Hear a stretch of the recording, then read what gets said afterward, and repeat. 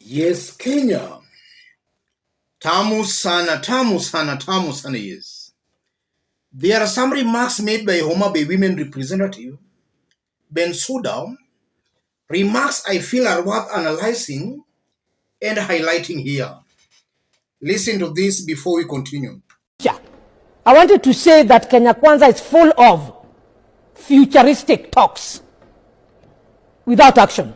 It will be we will, we are planning.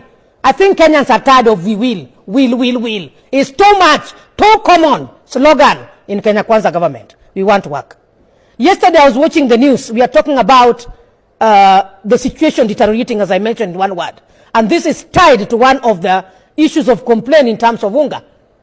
We saw the governors were in Mombasa. And what did we see? We are talking about unsustainable economy. We are seeing workers going on strike. The governors are also complaining. Salaries have not been disbursed. We are seeing a senior person in this country, the DP. It's like his chest stamping. You only didn't put the fist on the chest. Let nobody push us. Let nobody push us to look for high pressure loans in the bank. We are not going to do it. We are collecting revenues and then we are paying progressively. Very unfortunate. Very unfortunate. Very unfortunate. I repeat 3 times. We want this country put on track. How are we going to solve the economic situation of this country? Yes. Let me start by saying this. 7 months down the line, it's a fact William Ruto's government has not launched any project. And in the 7 months, we have been hearing promises after promises. In 3 months, in 6 months, next week we will do this, next month we will be doing this. That has been the way William Ruto's government has run in the past 7 months. And that's a fact. I seriously believe that Kenyans should wake up from their slumber. Ruto and his team are taking Kenyans for granted. Why is it that anytime William Ruto goes to the people, he always talks, we will, we shall, just as Bensouda is trying to highlight there? What could be the political games being played by William Ruto and his team?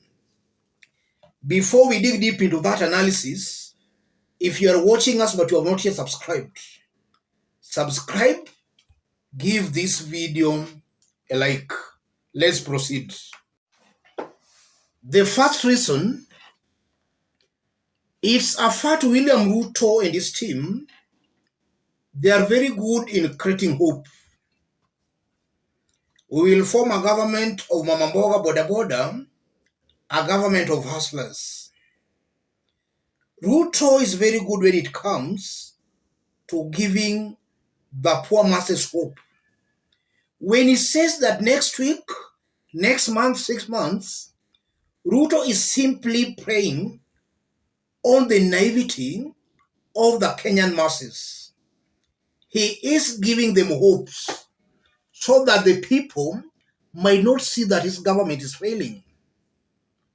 I think that's the first strategy why Ruto is constantly talking of in 6 months, in 3 months next week, because even this whole thing of Unga, William Ruto even announced it even before they started implementing, or even before Kenyans started seeing the cheap Unga. Already was promising that next week Unga will be cheap. I'm seeing a William Ruto is just trying to prey on the political ignorance of Kenyans by giving them hope. And by giving them hopes, he is achieving his political strategy of Kenyans not seeing that he is not performing. That's the first strategy William Ruto is using by constantly using this word, we will, we shall, I will, next week, next month, in 6 months. That's the first thing. Secondly, William Ruto knows for a fact that Kenyans are very poor when it comes to memory.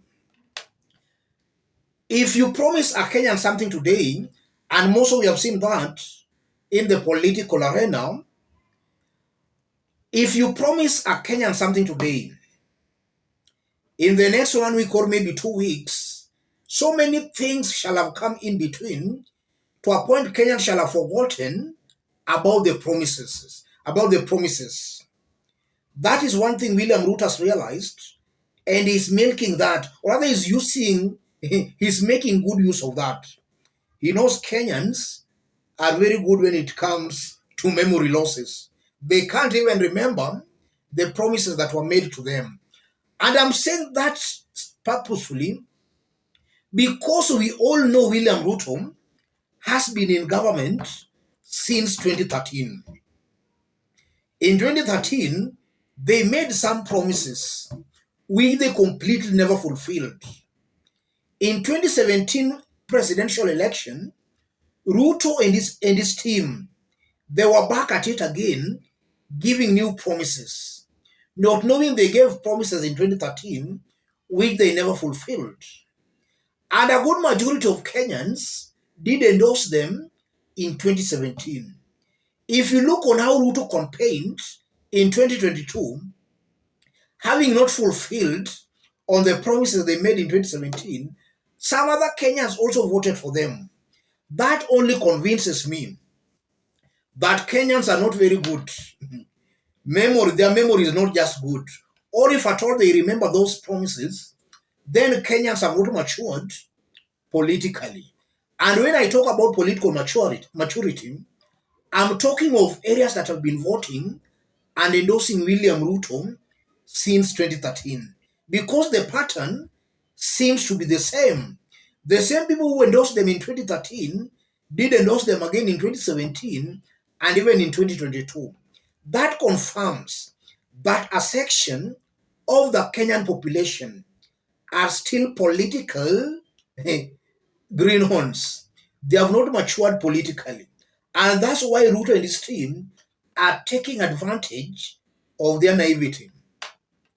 And if you look at William Ruto, it's a fact that propaganda sells. If you want to play your politics on truth, then the truth might not be all that convincing. Propaganda is more attractive and more convincing. When William Ruto talks of next week, I'll be doing this, he always gives very big promises, which later turns out as propaganda and just lies. So Ruto is sustaining his popularity, or rather his hold on the people through lies and big lies. Propaganda sells and attracts seriously. As I conclude, if you listen to William Ruto regarding Gachagua and their team, they were not prepared to form a government. And just as I've been saying in my previous videos, they are totally confused. They were not ready, not prepared to form government. Besides that, they are also green when it comes to governance. They were just used to shouting. As Uhuru Kenyatta was working, they were just shouting. So now that they have the government, they don't know on how to start. That's why constantly they are being exposed for lying and for cheating Kenyans. They are not just ready, they were not prepared. Let me stop it there, ladies and gentlemen. But even before I stop, if you are watching us but you are not yet subscribed, subscribe, give this video a like. And just as I did indicate, or rather in case you want to support our forum, I've pinned my number on the comment section. Contact me through the number or feel free to channel your support to the number. Feel free, please.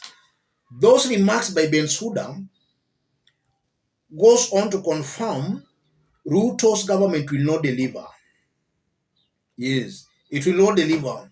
Because from the previous next week, next month, from the previous promises, Ruto and his team they have never delivered on their previous promises. So those remarks by Bensouda confirms that Ruto's government will most definitely not deliver. We are working on a very interesting video, a video on ICC, because so far ICC has responded to Azimio's letter. Azimio had written a letter to ICC requesting the prosecutor to forward its grievances to the judges to determine whether an investigation should be started in Kenya. The prosecutor has responded and he has made it very clear that he has received the letter. We are working on that video. Stay tuned by subscribing. Let's meet in our next analysis.